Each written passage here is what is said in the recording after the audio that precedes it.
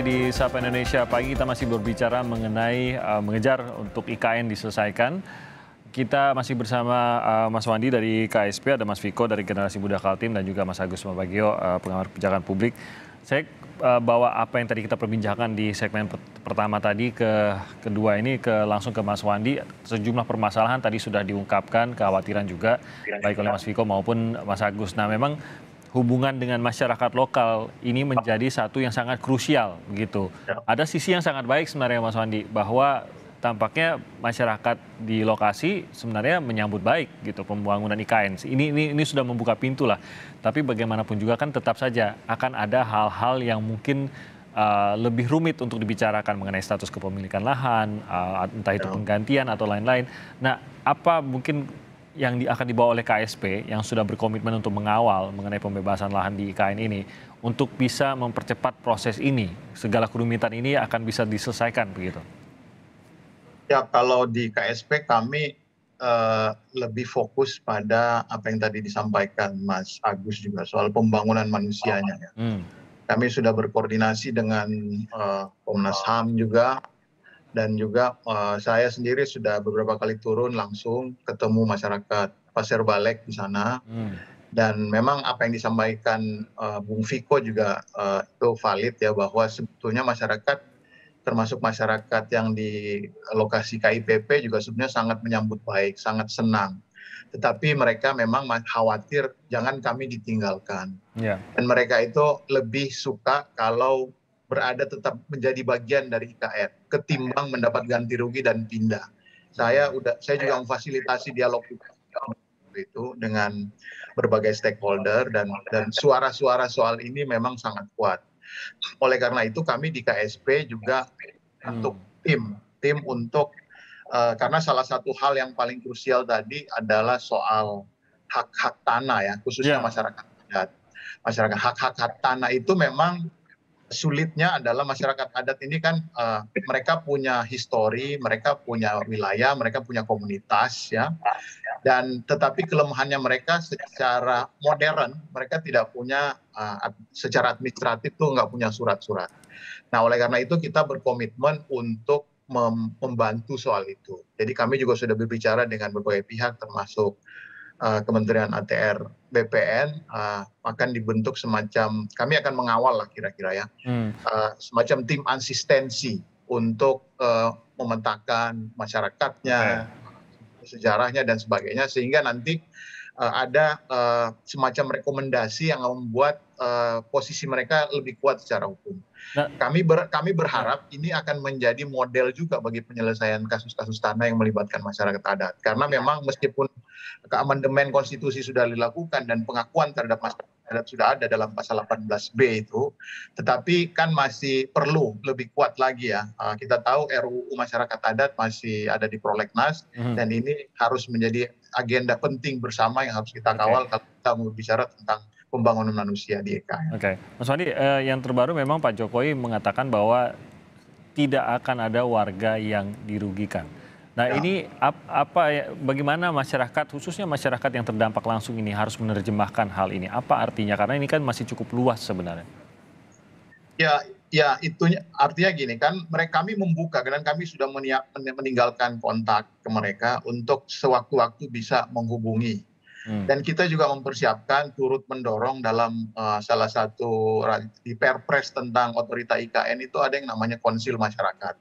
Memang sekarang strukturnya belum duduk, tetapi ya itu biasanya memang dalam pengalaman kami ya, pengalaman saya di KSP sendiri memang butuh waktu untuk itu. Tetapi kita ingin memastikan, tantangannya kan bagaimana memastikan apa yang sudah tertulis itu di dalam rancangan ini bisa benar-benar diwujudkan secara operasional. Saya kira peran KSP lebih ke situ, karena nanti kalau sudah day to day kan akan pusing sendiri ibaratnya ya dengan situasi sehari-hari, dan kadang-kadang bisa lupa dengan big picture-nya. Itu risikonya. Oleh karena itu peran kami mendampingi itu, dan kita fokus pada hak-hak masyarakatnya. Oke, saya ke Mas Viko. Kalau dari Mas Viko, apakah ini lantas mencakup semua kemungkinan yang dikhawatirkan begitu Presiden Jokowi mengatakan bahwa tidak akan ada warga yang dirugikan?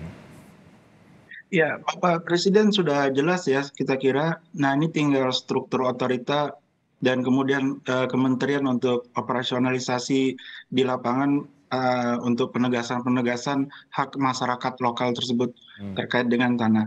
Dan yang kedua, ini juga penting terkait dengan akomodasi tenaga kerja lokal.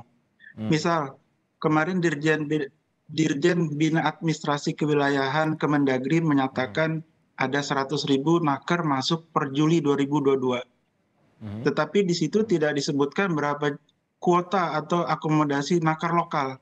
Sementara di Perpres Otorita IKN nomor 62 tahun 2022 pasal 22 ada akomodasi tenaga kerja lokal. Dalam UU IKN juga ada afirmasi terhadap SDM lokal.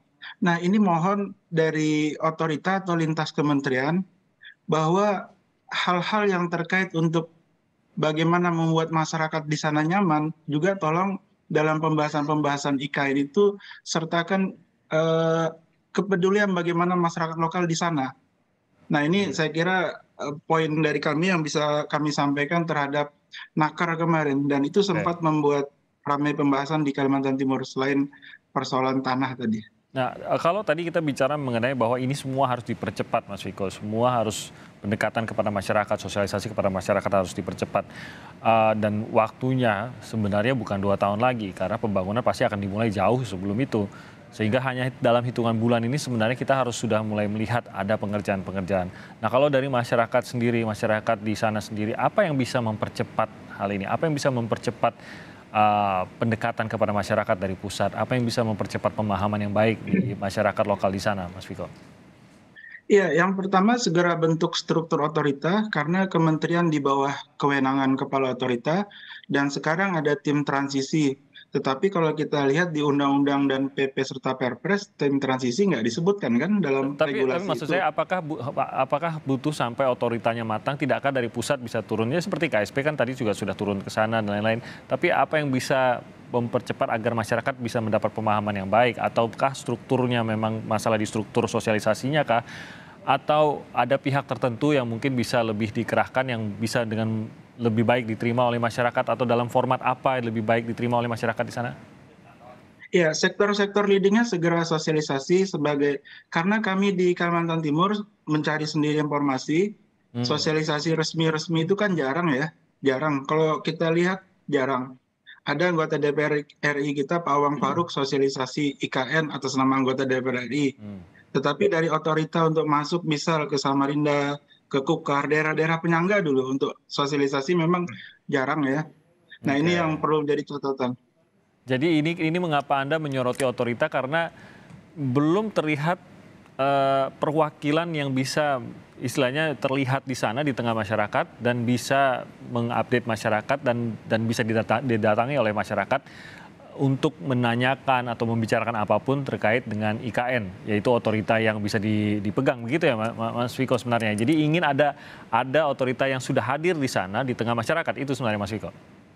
Iya, segera bentuk strukturnya sehingga lintas kementerian itu juga koordinatif dengan otoritanya juga semakin bagus. Kalau sekarang transisi coba masing-masing siapa yang mengkoordinir, siapa yang menjadi leading sektor. Oke, ini juga tentu sebenarnya saat ini harusnya sudah mulai muncul lah. Ini mungkin Mas Agus ya, masyarakat merasa bahwa apa-apa saya harus cari dulu gitu, dan itu bahkan kendala keduanya saya nanyanya kepada siapa juga saya bingung, lagi-lagi ke DPRD, lagi-lagi dan belum tentu punya jawabannya juga DPRD di sana mengenai apa yang terbaru gitu Mas Agus. Apakah bisa dilakukan dari sekarang menurut Anda, kehadiran sebelum IKN-nya jadi, tapi kehadiran dari IKN-nya sudah dirasakan oleh masyarakat di sana, dan apakah ini akan membantu dalam bentuk apa Mas Agus itu bisa dilakukan? Iya begini, inilah yang saya katakan, kita jangan terburu-buru. Kita pindah rumah saja kan perlu waktu, ya kan, ngecek semuanya. Nah, sekarang ini yang kritikal selain yang tadi saya katakan di depan adalah soal ketenaga kerjaan. Tadi sudah disampaikan oleh Viko bahwa itu menjadi perlu. Nah, sekarang kenapa tidak? Siapalah kalau otorita belum ada organ-organnya, mungkin Bappenas bisa melakukan, yaitu mendata semua masyarakat di sekitar area situ, tingkat pendidikannya apa, biasanya apa. Karena kalau tidak, nanti masyarakat itu hanya sebagai janitor, sebagai satpam, sebagai macam-macam. Terakhir saya ke sana, saya di pintu masuk PT ICI, saya tanya itu apa yang jaga itu semuanya orang daerah situ, tapi kan terbatas pada keamanan nanti segala macam. Tapi kan kita ingin mereka akan masuk ke sistem ASN-nya, mereka akan masuk ke sistem industri, kan harus disiapkan dari sekarang. Dan itu yang akan membuat masyarakat menjadi tenang bahwa anak keturunan saya, suku asli di daerah Kalimantan Timur itu bisa terlibat aktif, tidak hanya sebagai tenaga sampingan, tetapi tenaga utama, pemikir yang saya yakin banyak kalau kita lakukan memberikan pendidikan, nggak usah sarjana lah, training yang bisa meningkatkan kemampuan mereka.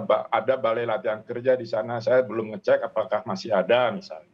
Nah, semacam ini yang lebih krusial. Tapi kalau mau buru-buru semuanya cepat menjelang 2024, menurut saya itu akan disaster. Kalau memang ingin mencapai ke tingkat yang tadi Mas Agus katakan, 2024 berarti masih tampak tidak ini ya, belum mungkin bisa dicapai, mengingat apalagi kalau berbicara pendidikan tentu butuh waktu. Tapi target 2024 ini kan sebenarnya adalah berkantor dulu.